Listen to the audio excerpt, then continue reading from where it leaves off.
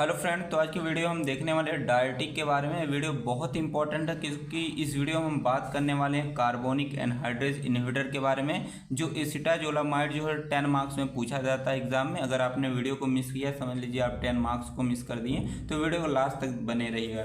तो आइए डायरेटिक देखते हैं। क्या डायरेटिक एक ऐसे सब्सटेंस या ऐसे ड्रग होते हैं जो क्या करते हैं,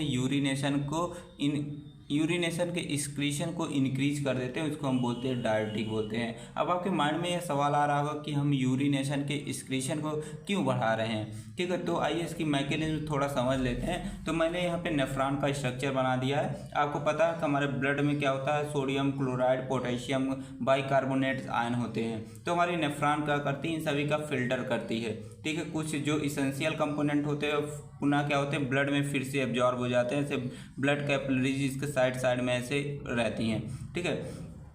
तो यहाँ पे क्या होता है कि अगर हमारे ब्लड में सोडियम क्लोराइड, पोटेशियम बाइकार्बोनेट, अगर इनका अमाउंट बढ़ जाता है, इनकी कंसंट्रेशन बढ़ जाती है, तो हमारे ब्लड का वॉल्यूम भी बढ़ जाएगा। तो ब्लड का अगर वॉल्यूम बढ़ जाएगा तो पर्सन को क्या होगा, हाइपरटेंशन हो जाएगा। आपको पता है कि 120 ml जो है पर मिनट हमारा जो नेफ्रॉन है ये ब्लड का फिल्टर करती है।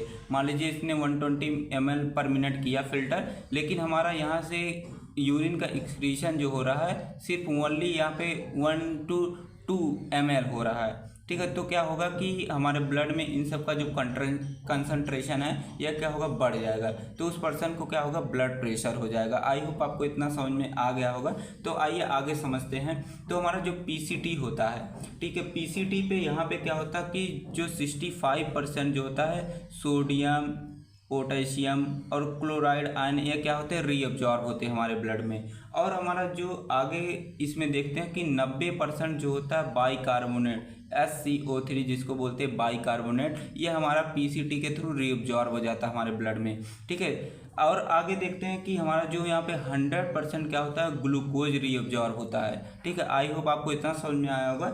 और अब देखते हैं कि जो हमारा डिसेंडिंग, ठीक है, डिसेंडिंग लूप ऑफ हेनले होता है, इसको बोलते हैं डिसेंडिंग लूप ऑफ हेनले। यहाँ पर क्या होता है कि यहाँ पे जो हमारा H2O ये हमारा यहाँ पे रीअब्जॉर्ब होता है, आपको यही ध्यान रखना है। और इसके आगे देखते हैं हमारा जो आगे आता है असेंडिंग लूप ऑफ हेनले, ये हमारा असेंडिंग लूप ऑफ हेनले होता है। यहाँ पे क्या होता है कि 25% जो होता है सोडियम, पोटेशियम और क्लोराइड आयन क्या होते हैं, यहाँ पे रीअब्जॉर्ब होते हैं। और आगे देखते हैं हमारा जो डीसीटी होता है, यहाँ पे जो बचा हमारा सोडियम आयन है, मतलब यहाँ पे हमारा 2 से 3 जो परसेंट है, 5 से 8% जो हमारा सोडियम और क्लोराइड आयन है यह यहाँ पे रीअब्जॉर्ब होते हैं, ठीक है। आई होप आपको इतना समझ में आ गया होगा। तो आइए आगे समझते हैं। हमने बता दिया डायरेटिक क्या होते हैं, कि डायरेटिक एक ऐसे सब्सटेंस होते हैं जो यूरिन के एक्सक्रीशन को बढ़ा देते हैं, उसको हम डायरेटिक बोलते हैं। हमने बताया कि अगर हमारे जो सोडियम, पोटेशियम और बाइकार्बोनेट आयन है ये हमारे ब्लड में ज़्यादा से ज़्यादा रीअब्जॉर्ब हो जाएंगे, तो हमारे ब्लड का जो वॉल्यूम है यह क्या हो जाएगा, ब्लड के वॉल्यूम बढ़ जाएगा, तो उस पर्सन को ब्लड प्रेशर हो जाएगा, ठीक है। तो हमें इसी को ठीक करने के लिए मतलब कि हम क्या देते हैं, डायरेटिक देते हैं। डायरेटिक क्या करता है कि इन सभी जो आयन्स आपको मैंने बताए हैं ये क्या करेगा, यूरिन के थ्रू ज़्यादा से ज़्यादा इसको बाहर करेगा, ठीक है। तो मैंने यहाँ पे दिखा दिया डायरेटिक क्या होता है। यहाँ पे डिफिनेशन मैंने 2 लिख दिए कि डायरेटिक एक ऐसे सब्सटेंस होते हैं जो यूरिन के आउटपुट को प्रमोट करें, उसको बोलते हैं डायरेटिक बोलते हैं। तो यहाँ पे क्या होता है, these drug primary increase the excretion of water and ions like sodium, chloride और बाइकार्बोनेट। मैंने बताया कि जो हमारे डायरेटिक होते हैं क्या करते हैं, सोडियम, क्लोराइड और जो हमारे बाइकार्बोनेट आयन होते हैं और इसके साथ साथ जो वाटर होते हैं उसको बाहर निकालने का काम करता है हमारा डायरेटिक। अब इसके क्लासिफिकेशन की बात करते हैं। तो क्लासिफिकेशन इसको यहाँ पे 5 क्लासीफाई किया गया है 5 टाइप में। पहला हमारा था कार्बोनिक एनहाइड्रेज इनहिबिटर। इसमें जो हमारी ड्रग पूछी जाती है एसिटाजोलामाइड, बहुत ही इंपॉर्टेंट, वेरी इंपॉर्टेंट है, जो एग्जाम में हर साल पूछा जाता है। तो इस वीडियो हम देखने वाले हैं सिर्फ कार्बोनिक एनहाइड्रेज इनहिबिटर के बारे में। आगे वाली वीडियो हम इन सभी को डिस्कस करेंगे बारी बारी करके। तो पहले देख लेते हैं कार्बोनिक एनहाइड्रेज इनहिबिटर के बारे में।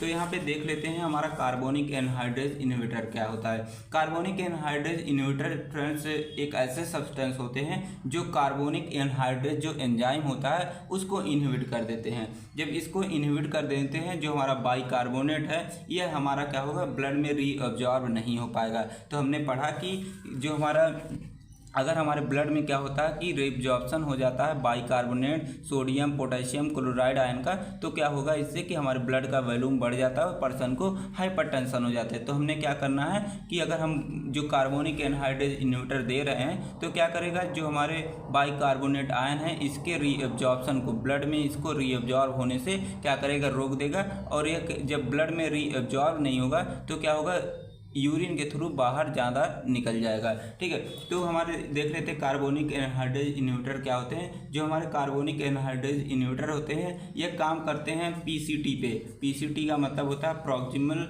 Convoluted tube. ठीक है, पीसीटी हमारा ए होता है पीसीटी, इसी पे हमारा जो होता है कार्बोनिक एनहाइड्रेज इनहिबिटर काम करता है। ठीक है, तो यह क्या करता है कि जो कार्बोनिक एनहाइड्रेज इनहिबिटर होता है यह बाइकार्बोनेट आयन को ब्लड में रीअब्जॉर्ब होने से रोक देता है। ठीक है, अब इसके मोड ऑफ एक्शन की अगर हम बात करते हैं, मोड ऑफ एक्शन बहुत ही ईजी तरीके से आपको बताऊंगा, बस आप वीडियो को लास्ट तक बने रहिएगा। ठीक है, तो आपको यहाँ पे मैं बता देता हूँ। तो इसी जो हमारा पीसीटी है इसी को मैंने जूम करके मैं यहाँ पे बना दे रहा हूँ। ठीक है, तो ये मान लीजिए पहले मैं ल्यूमन बना देता हूँ, ए वाला जो बीच वाला पार्ट है इसको मैंने यहाँ पे ल्यूमन बना दिया।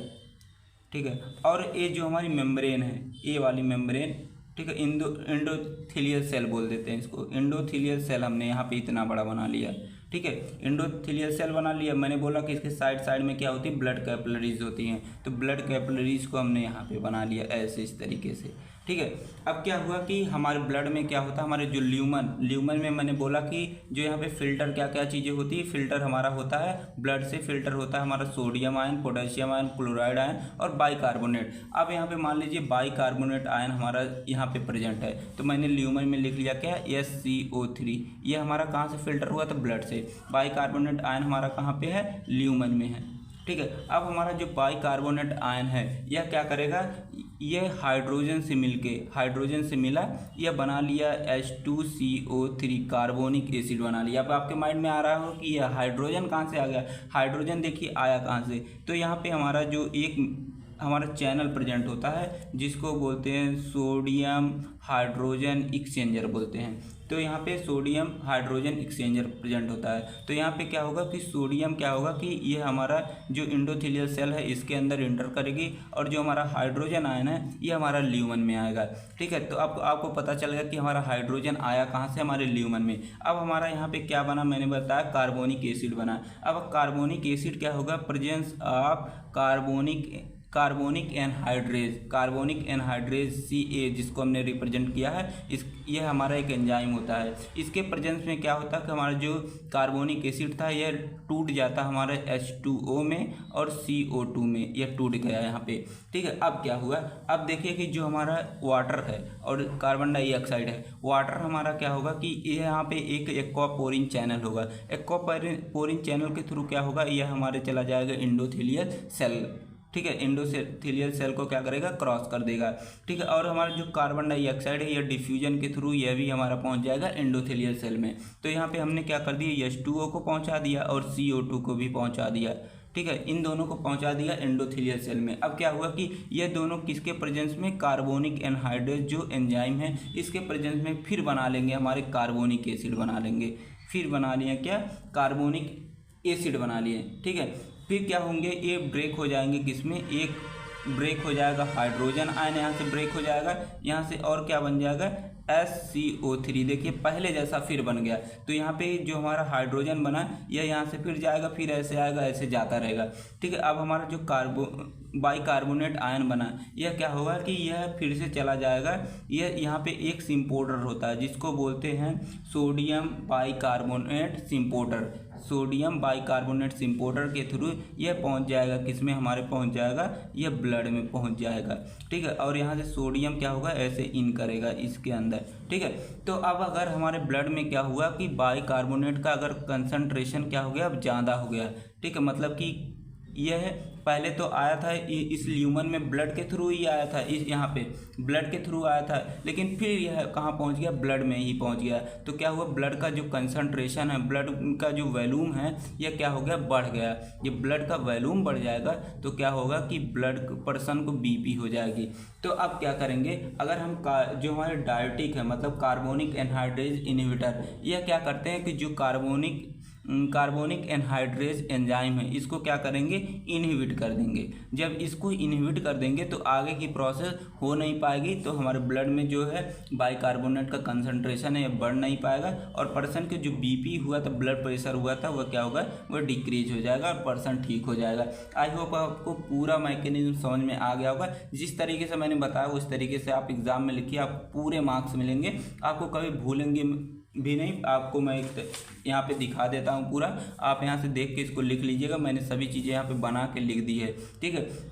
आप अगर आपको याद नहीं रहता कार्बोनिक एनहाइड्रेज इनहिबिटर किसको बोलते हैं, तो आप लिखेंगे कार्बोनिक एनहाइड्रेज इनहिबिटर क्या करते हैं कि जो कार्बोनिक एनहाइड्रेज एंजाइम है उसको इनहिबिट कर देंगे, जिससे क्या होता है कि जो बाइकार्बोनेट आयन थे इसका जो रीअब्जॉर्प्शन है ब्लड में वह क्या होगा, रुक जाएगा, और ब्लड का वॉल्यूम क्या होगा, यहाँ पे कम हो जाएगा, और ब्लड प्रेशर जो हमारा बढ़ा था वह क्या हो जाएगा, कम हो जाएगा। इस तरीके से यहाँ पे आप इसको बना के लिख सकते हैं। जो मैंने बताया वही चीज़ें यहाँ पे लिखी गई हैं, आप इसको लाइन बाय लाइन इसको लिख लीजिएगा यहाँ से, ठीक है। वीडियो को पॉज करके, और चैनल पर नए तो प्लीज़ चैनल को सब्सक्राइब और लाइक ज़रूर से कर दीजिएगा, ताकि अगले वीडियो का नोटिफिकेशन आपको सबसे पहले मिल जाए। तो सभी चीज़ें यहाँ पे आप इसको लिख लीजिए, मैंने जो बताई वही चीज़ें लिखी गई हैं। और अगर आप इसकी नोट चाहते हैं तो आप सर्च कीजिएगा टेलीग्राम पे ट्रिक फार्मेसी, वहाँ पे आप चैनल को ज्वाइन कीजिएगा, और वहीं पे आपको क्या होगी, नोट्स अपलोड कर दी जाएगी, वहीं से आप डाउनलोड भी कर लीजिएगा। आई होप आपको चीज़ें समझ में आ गई होगी।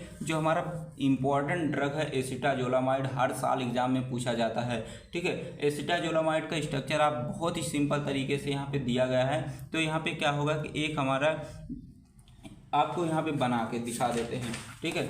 यहाँ पे पहले आपको बनाना है थायाजोल रिंग बनाना है। थायाजोल रिंग कैसे बनाएंगे, इस तरीके से आप क्या बनाएंगे, थायाजोल रिंग बनाएंगे।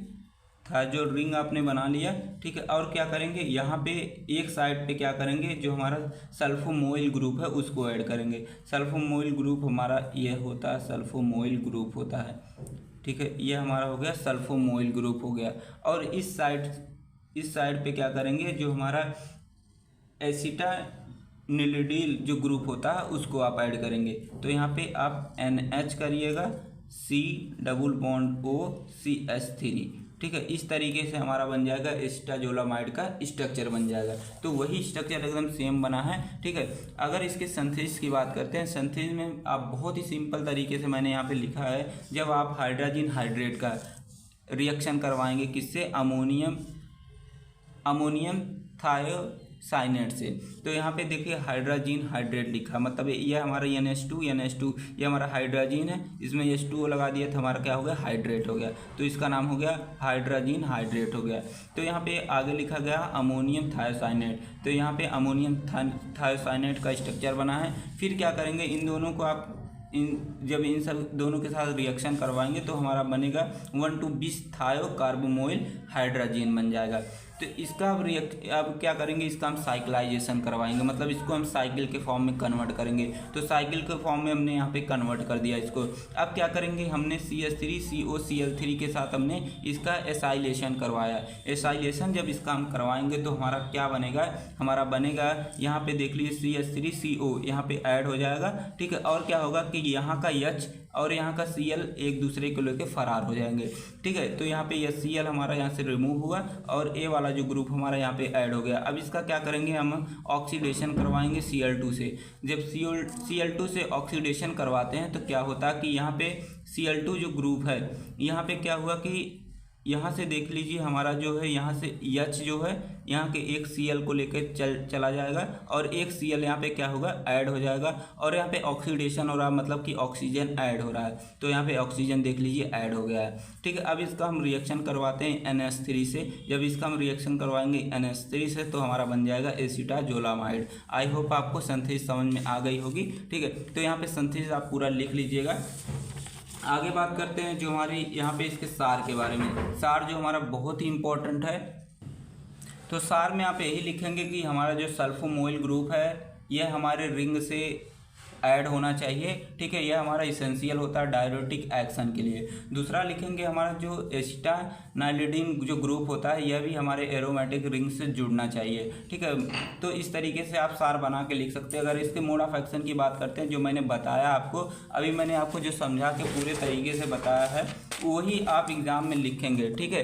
तो यहीं पे आप लिख देंगे कि यहीं पे हमारा क्या करता है, एसिटाजोलामाइड हमारा जो कार्बोनिक एनहाइड्रेज जो हमारा एंजाइम है इसको इनहिबिट कर देगा, जिससे कि हमारा बाइकार्बोनेट का एब्जॉर्प्शन रीअब्जॉर्प्शन हो रहा था ब्लड में, यह क्या होगा, रुक जाएगा। तो वही लिखा गया कि हमारा एसिटाजोलामाइड क्या करता है कि जो कार्बोनिक एनहाइड्रेज जो एंजाइम है उसको क्या करेगा, इनहिबिट कर देगा, जिससे क्या होगा कि SCO3 मतलब बाइकार्बोनेट का फॉर्मेशन क्या होगा, इनहिबिट हो जाएगा, मतलब कि हमारे ब्लड में रीअब्जॉर्ब नहीं हो पाएगा।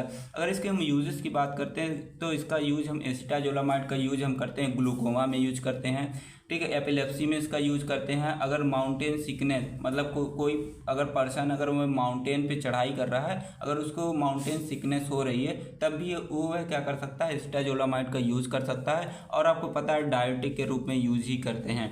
अब बात करते हैं मेथाजोलामाइड का, ठीक है। मेथाजोलामाइड एसिटाजोलामाइड का समझ लीजिए भाई है, ठीक है। इसमें क्या करना आपको, जो एसिटाजोलामाइड में क्या था, यहाँ पे देख लीजिए डबल बॉन्ड था, ठीक है। यहाँ पे डबल बॉन्ड हटा देंगे, ठीक है। यहाँ क्या करेंगे, डबल बॉन्ड हटाएंगे तो यहाँ से CH3 जोड़ देंगे, ठीक है। तो हो जाएगा किसका स्ट्रक्चर, मेथाजोलामाइड का स्ट्रक्चर। आपको जो मोड ऑफ एक्शन है सेम लिखना है एसिटाजोलामाइड वाला, जो एसिटाजोलामाइड का मैंने यहाँ पे बताया है यही आप यहाँ पे लिख दीजिएगा। यूजेस की बात करते हैं, इसका यूज हम डायरेटिक के रूप में यूज करते हैं, ग्लूकोमा में यूज करते हैं। अगर ये किसी पर्सन को अगर इडिमा हो गया तब यूज करते हैं। और एंटी नियोप्लास्टिक मतलब कि अगर किसी पर्सन को कैंसर है उसके लिए भी ये आप मेथाजोलामाइड दे सकते हैं, ठीक है। इस तरीके से आप यहाँ बना के लिख सकते हैं। आगे बात करते हैं जो हमारी लास्ट ड्रग है डाइक्लोरोफेनामाइड, ठीक है। डाइक्लोरोफेनामाइड बहुत ही सिंपल स्ट्रक्चर यहाँ पे दिया गया है, आप स्ट्रक्चर यहाँ से देख के बना लीजिएगा, ठीक है। अगर इसके मोड ऑफ एक्शन और यूजेस की बात करते हैं तो एसिटाजोलामाइड वाला जो वहाँ पे आपने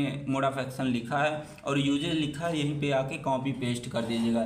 तो इस वीडियो में इतना था। वीडियो कैसे लगी कमेंट बॉक्स में जरूर से बताइएगा। कोई भी डाउट है तो आप कमेंट बॉक्स में इसको ड्रॉप कर सकते हैं। मिलते हैं नेक्स्ट वीडियो में, तब तक के लिए टेक केयर, बाय बाय।